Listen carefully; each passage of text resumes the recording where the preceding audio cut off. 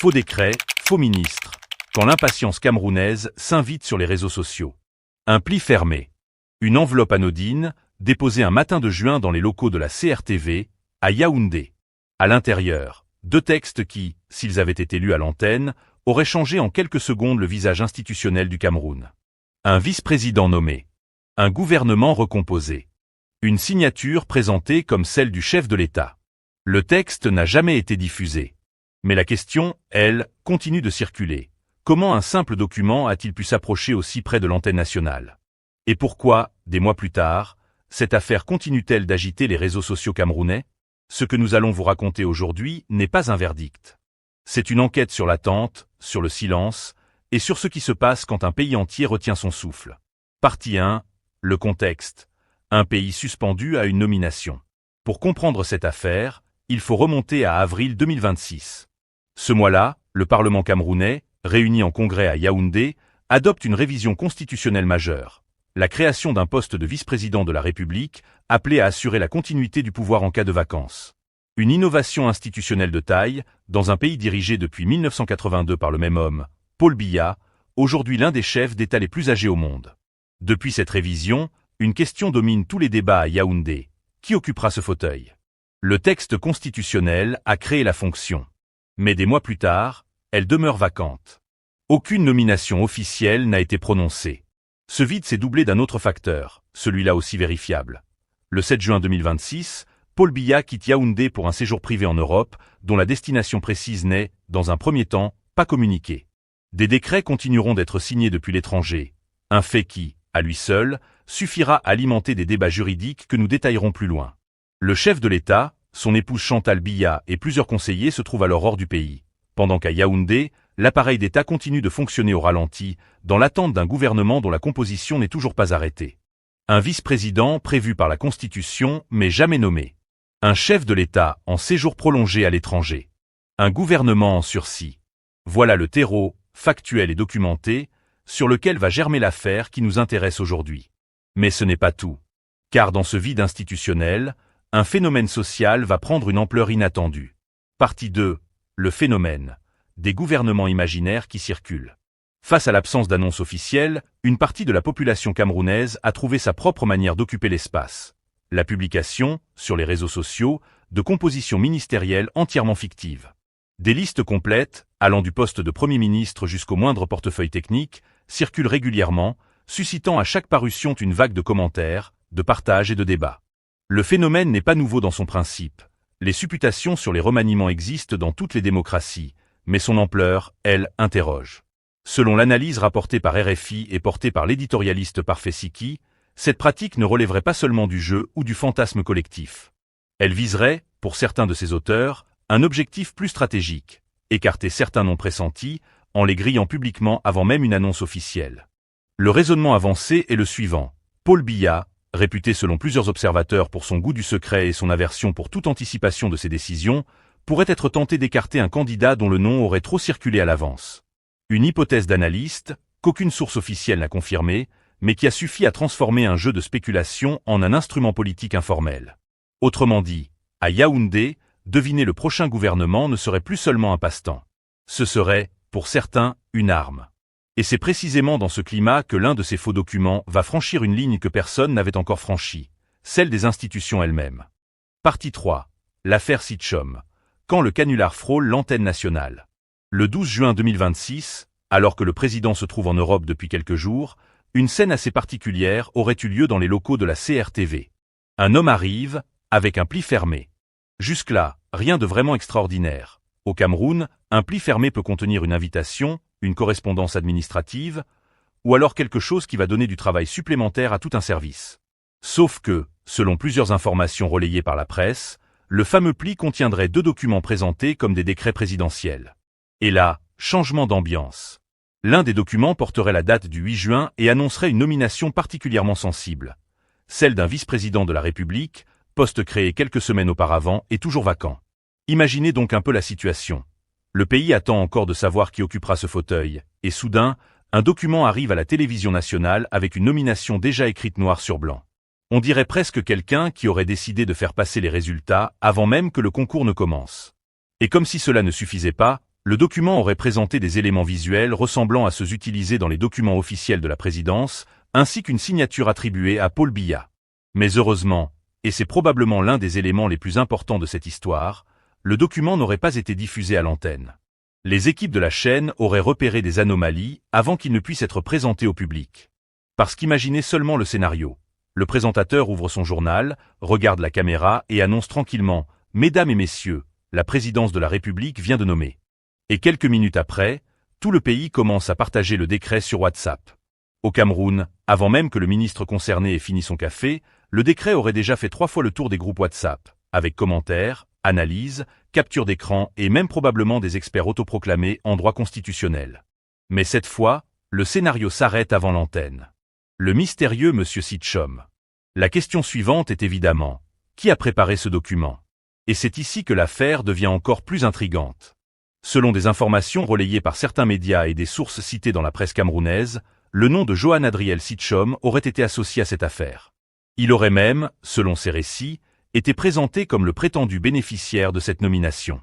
Mais attention, entre ce qui est rapporté, ce qui est allégué et ce qui est judiciairement établi, il y a une grande différence. Pour l'instant, mieux vaut donc laisser la justice faire son travail plutôt que de transformer une affaire judiciaire en feuilleton de quartier. Ce qui est rapporté, en revanche, c'est qu'un individu aurait été interpellé et placé en détention dans le cadre de cette affaire. Les poursuites évoquées seraient particulièrement lourdes, avec notamment une qualification liée à une tentative d'atteinte à la sûreté de l'État. Certaines informations parlent également d'éventuelles complicités étrangères. Et là, franchement, le Cameroun nous rappelle une vieille règle. Quand tu touches à un document présidentiel, ce n'est plus le même championnat. On peut plaisanter sur beaucoup de choses. Mais quand il s'agit de documents censés provenir de la présidence de la République, les autorités peuvent considérer l'affaire avec une gravité maximale. Canular ou tentative de déstabilisation. C'est justement ici que commence le vrai débat. Parce qu'une question demeure. Quel était réellement l'objectif? Était-ce simplement un canular? Une provocation? Une tentative personnelle de s'attribuer une fonction qui n'existe encore que sur le papier? Ou bien quelqu'un cherchait-il réellement à créer une confusion au sommet de l'État? Pour certains observateurs cités dans la presse, l'affaire pourrait dépasser le simple canular et s'inscrire dans une logique de déstabilisation institutionnelle. Pour d'autres, il faudrait éviter de voir une opération internationale derrière chaque feuille à 4 portant un faux cachet. Et c'est là que l'affaire devient presque typiquement camerounaise. Un document apparaît, personne ne sait exactement d'où il vient, les réseaux sociaux s'enflamment, les autorités enquêtent, et pendant ce temps, chacun devient analyste politique depuis son téléphone. Mais une chose semble claire. Le document n'a pas été diffusé par la CRTV et le gouvernement a indiqué qu'il ne s'agissait pas d'un décret authentiquement signé par l'autorité compétente. Le reste, les motivations, les éventuels soutiens et l'existence ou non d'un réseau plus large, relèvent encore des investigations. Et finalement, c'est peut-être cela le plus intéressant. Parce que cette affaire ne pose pas seulement la question de savoir qui aurait fabriqué le document. Elle pose une question beaucoup plus profonde. Comment un faux document portant sur l'une des fonctions les plus sensibles de l'État a-t-il pu parvenir jusqu'aux portes de la télévision nationale? Et surtout, pourquoi maintenant? Car derrière ce mystérieux décret, un autre sujet commence déjà à faire beaucoup de bruit dans les couloirs du pouvoir. La question de savoir qui pourrait réellement occuper cette fameuse vice-présidence. Et là, mes chers amis, on quitte doucement le terrain du canular pour entrer dans celui des grandes manœuvres. Partie 4. Le débat juridique, des décrets signés depuis l'étranger. Pendant que l'affaire des faux décrets continue de faire parler, un autre débat, beaucoup plus sérieux, s'est installé dans le paysage politique camerounais, celui des actes présidentiels signés depuis l'étranger. Le président étant en séjour en Suisse, certains responsables politiques, notamment Christian Timban-Bomo, ont publiquement questionné la portée juridique de certains actes, en invoquant notamment l'article 10 de la Constitution, qui prévoit un mécanisme de suppléance ou de délégation en cas d'empêchement du chef de l'État. Mais d'autres lectures existent. Selon cette interprétation, tant que le président n'a pas été officiellement déclaré empêché, rien ne l'empêcherait juridiquement de continuer à exercer ses fonctions et à signer des actes, même depuis l'étranger. Et voilà donc le Cameroun avec un nouveau jeu national, décret valide ou décret pas valide. Un jeu qui, contrairement au PMUC, ne donne pas de ticket à gratter, mais qui peut quand même provoquer beaucoup de sueur froide chez les juristes. Car derrière la plaisanterie se trouve une vraie question institutionnelle. Jusqu'où peut-on gouverner à distance et dans quelles conditions? Le problème, c'est que lorsqu'il existe plusieurs interprétations possibles, le silence officiel laisse naturellement la place aux commentaires. Et au Cameroun, quand l'État ne parle pas, WhatsApp prend le micro. Partie 5. Décryptage satirique. Le pays qui gouverne par rumeur. Il faut reconnaître une chose aux Camerounais, nous avons un talent extraordinaire pour anticiper les décisions présidentielles. Un remaniement n'est même pas annoncé qu'un gouvernement complet est déjà disponible sur Facebook. Ministre de l'Intérieur, quelqu'un. Ministre des Finances, quelqu'un d'autre. Premier ministre, encore quelqu'un. Et parfois même, le document arrive avec une belle mise en page, des logos, des titres, des dates. On dirait que le Conseil des ministres s'est réuni sans prévenir le Conseil des ministres. Le phénomène serait presque amusant s'il ne révélait pas quelque chose de plus profond, l'attente permanente. Plus les autorités tardent à communiquer sur certaines décisions sensibles, plus les rumeurs trouvent de l'espace pour se développer. Et là, le Cameroun devient un laboratoire extraordinaire. Une nomination est annoncée dans un groupe WhatsApp, ça circule. Quelqu'un dément, ça circule encore plus. Une capture d'écran apparaît, c'est déjà viral. Et lorsqu'on demande la source, la réponse traditionnelle tombe. Mon frère, c'est une source sûre. Quelle source? Je ne peux pas dire. Ah, voilà notre fameux ministère de la source sûre. Mais dans l'affaire Sitchom, la situation prend évidemment une autre dimension.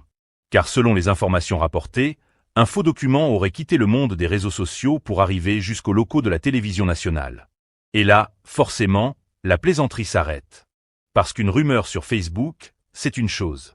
Un document présenté comme un acte officiel de la République, c'en est une autre.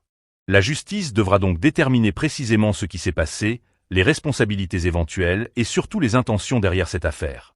Mais cette séquence révèle surtout une fragilité. Plus le pouvoir garde certaines informations dans le secret, plus les citoyens cherchent à remplir les blancs. Et quand les blancs sont nombreux, les rumeurs deviennent rapidement des romans. Le plus ironique, c'est que dans un système où une simple rumeur de nomination peut déjà faire parler tout le pays, quelqu'un n'a même plus besoin d'avoir un vrai décret. Il suffit parfois d'avoir une imprimante, un peu d'audace et beaucoup d'imagination. Mais attention, ce n'est pas une invitation à essayer. Parce qu'entre « j'ai fabriqué un faux décret pour plaisanter » et « je réponds devant la justice pour une affaire considérée comme grave », il peut y avoir un très, très long chemin, mais aussi une très courte distance. Et c'est précisément là que se trouve toute la difficulté de cette affaire. Conclusion. Quand le silence laisse parler tout le monde. Au final, cette histoire dépasse largement la fameuse enveloppe déposée à la CRTV. Nous avons d'un côté un poste de vice-président créé mais resté vacant, de l'autre un débat juridique autour de l'exercice du pouvoir à distance, et au milieu, une population qui tente de comprendre ce qui se passe en fabriquant parfois ses propres scénarios. Puis survient cette affaire de faux décrets, dont les responsabilités, les motivations et les éventuelles complicités doivent encore être établies par la justice.